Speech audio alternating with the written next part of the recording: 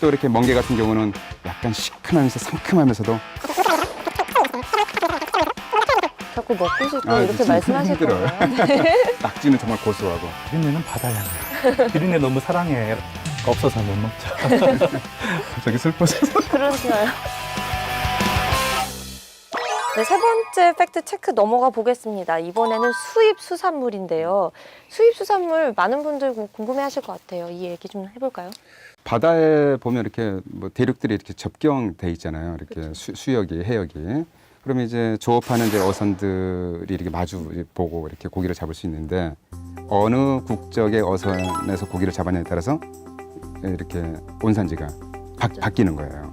그런데 뭐 그 지역은 이렇게 크게 차이가 안 날 수 있는 거죠. 그런데 이제 따져놓고 보면 맛은 제가 제 개인적으로 생각했을 때는 맛은 똑같을 것 같아요. 다만 이제 국내 어선이 잡았을 때는 좀 더 신속한 유통 과정을 통해서 신선도가 유지될 수 있는데 이제 외국 어선이 잡았을 때는 유통 과정이 좀 길어지니까 약간 품질 면에서 약간 차이가 있지 않을까 싶은데 맛은 뭐 대동소이할 것 같습니다. 그 비근한 애로 과거에는 명태가 동해에서 많이 잡혔다 그래요. 근데 최근에 그런 기사를 봤어요. 명태가 다시 돌아왔다. 뭐 이렇게 뭐 슬퍼야 될지 기뻐야 될지 모르겠. 명태가 다시 돌아왔대요. 그런데 그 명태의 서식지를 이렇게 구글에 찾아봤더니 우리나라 동해. 그다음에 이 친구들이 날씨가 좀 이렇게 우리나라가 더워지면 북쪽으로 올라가요. 러시아 오호츠크 해쭉 쭉 해서 북태평양 베링해까지 알래스카까지 이렇게 왔다 갔다 하는 거죠. 그러면 이 명태들이 다른 명태냐? 똑같은 명태인 거죠. 이사만 다니는 거네요. 그렇죠. 그래서 뭐 개인적으로는 이제 수입산이라고 해도 관리만 잘 된다면 품질만 유지가 된다면 뭐 맛에는 동일하지 않나 싶습니다. 예, 어쩔 수 없이 수입으로 들어오는 것밖에 없어서 수입산에 의존해야 되는 그런 품목들이 있기는 합니다. 그런데 그 외에 이제 우리나라 수산물 전적으로 이 제철 수산물에 의존하는 품목이 있어요. 그러니까 우리 수산물이어야지만 절대적으로 맛이 있는 거죠. 예를 들어서 서해 뭐 쭈꾸미라든지 뭐 꽃게라든지 뭐 대게 뭐 그리고 이제 여름에는 뭐 민어도 있고요. 가을 가면은 또 전어, 대하 이런 게 있잖아요. 정말 철철이 우리나라 맛있는 해산물이 많네요. 예, 이런 제철 수산물들은 아직은 수입산으로 그 맛을 대체하기가 좀 어렵습니다. 품질도 따라가기가 좀 어렵고요. 네. 또 우리나라는 제사 문화가 있잖아요. 제사나 차례상에 올리는 게 그래도 조상님한테 모시는 건데 좋은 거 올려야죠. 신토부리를 또 고집을 하시고 수입품으로 대체하기가 좀 어렵죠. 그래서 세월이 지나도 수입산이 아무리 물밑에 들어와도 이런 것들은 이제 우리 수산물의 맛과 효과를 무시할 수 없다고 생각합니다. 네, 맞습니다. 제철 우리나라 수산물 정말 많은 분들이 또 사랑해 주셔야 되고 또 소비를 해 주셔야 되지 않나 이런 생각을 해봅니다. 마지막 팩트 체크 네 번째 또 넘어가 보죠. 수산물 위생에 관한 건데 사실 가장 많은 분들의 고민이 여기에 있지 않나 싶습니다. 가장 우려되는 게 뭐 수산물을 좋아하는 저로서도 그렇습니다. 그러니까 뭐 서울 시내 한복판에 정말 최고의 일식집을 가더라도 약간은 걱정을 하고 가거든요. 한여름에는. 그게 이제 계절에 따라서 이렇게 높아질 수 있는 식중독, 뭐 비브리오 기운과 같은 이렇게 감염성 질환인데요. 그런데도 이제 문제가 되는 것 중에 하나가 이제 수산시장이나 또 시장을 이렇게 방송 매체에서 찍어서 비위생적이다. 그런 이렇게 방송을 보고 야, 수산물들의 유통 과정이 참 문제구나. 그래서 더 걱정하시는 분들이 되게 많죠. 그런데 뭐 이건 따져놓고 보면 육류도 마찬가지입니다. 가축류도 도축 과정을 지켜본다면 제 아무리 비 좋은 사람이라 할지라도 못 먹을 수밖에 없어요. 제 조카는 지금 치킨을 못 먹어요. 어렸을 때 엄마 따라가서 닭을 처음부터 죽여서 털 뽑고 그거를 처음부터 지켜보고 이 친구가 기겁을 한 거죠. 근데 뭐 따져보면 뭐 돼지나 소 독축장은 더 잔인하고 그렇죠. 위생 얘기가 나와서 이제 생각이 든 게 수산물은 트렌드에 굉장히 민감한 음식이에요. 뭐 이슈에도 되게 취약하죠. 뭐 2015년도에는 고래충 사건이 있었잖아요. 생선에서 고래충이 드글드글 나왔더라. 네. 그 기사가 나오고 나서부터 한 몇 달간은 수산업계하고 횟집이 엄청난 타격을 입었어요. 알고 봤더니 오보로 판명이 됐죠. 저는 항상 얘기를 합니다. 고래충, 우리가 생선회를 먹고 고래충에 감염될 확률은 대중교통을 타고 교통사고 날 확률보다 적다. 근데 그 적은 위험성 때문에 이 생선회를 꺼려야 된다는 거는 좀 비생산적이라고 생각을 드는 거죠. 네, 이런 뭐 편견이나 썰 이렇게 많은 이유가 아무래도 우리가 이 수산물에 대한 그만큼 관심이 있기 때문에 또 이런 얘기도 많이 나오는 게 아닌가 이런 생각 드는데요. 그래서 이런 오해를 좀 더 불식시키고 또 올바른 수산물 정보를 제공하는 게 또 대한민국 수산업 발전에도 도움이 되지 않나라는 생각 듭니다.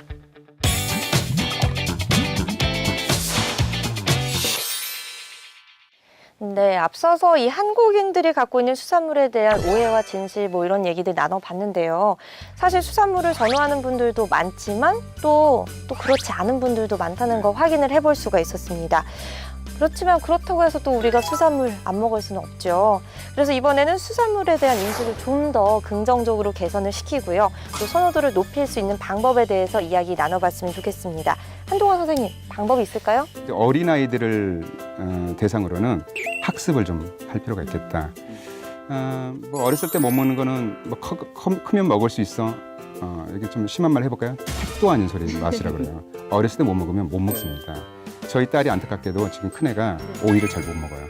어렸을 때 나 오이 싫어 해서 안 먹였더니 지금도 고등학생이 오이를 잘 못 먹습니다. 그런데 먹는 것도 훈련이 돼야 돼요. 그래서 3살 버릇이 여든 간다 그래서 30살 정도 이전이 돼야 됩니다. 말 잘 못할 때. 뭐야, 나 싫어, 뭐 그런 말 못할 때 그냥 주는 거죠. 그러면 자연스럽게 적응이 되면서 커가면서도 정말 잘 먹게 되는 거죠. 저는 이제 이런 제안을 좀 드리고 싶어요. 일식집에 딱 가면 어린이용이 없습니다.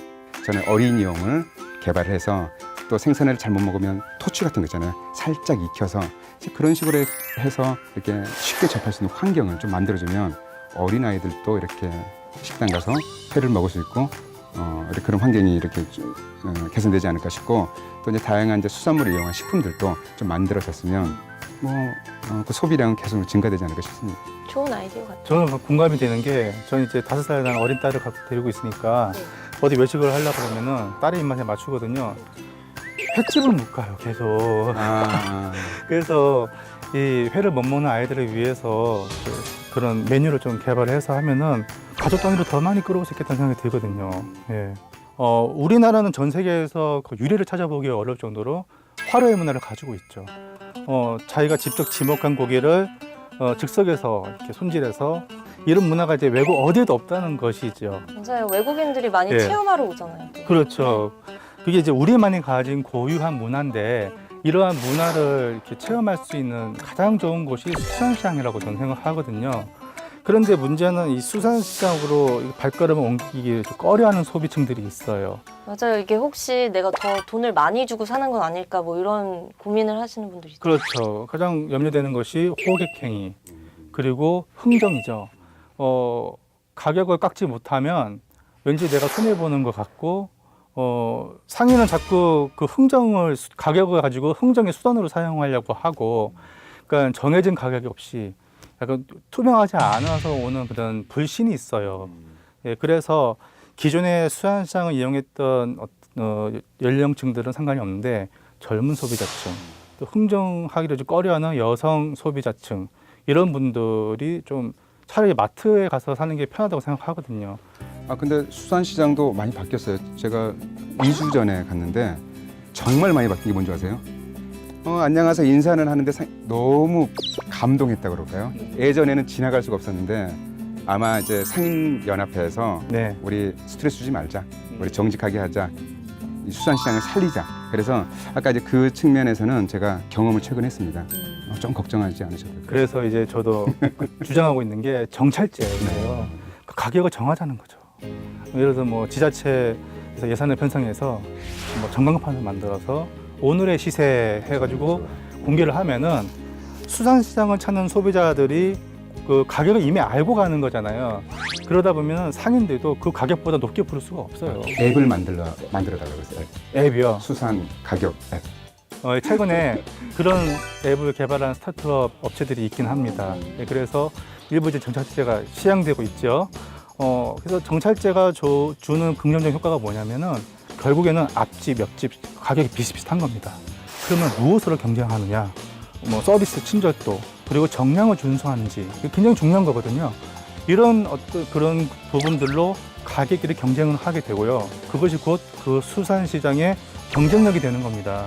그렇게 되면은 사람들이 조금 더 신뢰를 하고 좀 찾기가 편해지겠죠. 예, 장기적으로 봤을 때는 소비자하고 수산시장은 모두 좋다고 저는 생각합니다. 이렇게 수산물 선호도가 높아지면요. 이제 말씀해주신 방법들이 사용이 돼서 선호도가 높아지면 수요도 당연히 증가할 거라고 생각이 드는데요. 그럼 또 소비율이 높아지면 가격이 또 뛰지 않을까 이런 걱정 안 해볼 수가 없을 것 같습니다.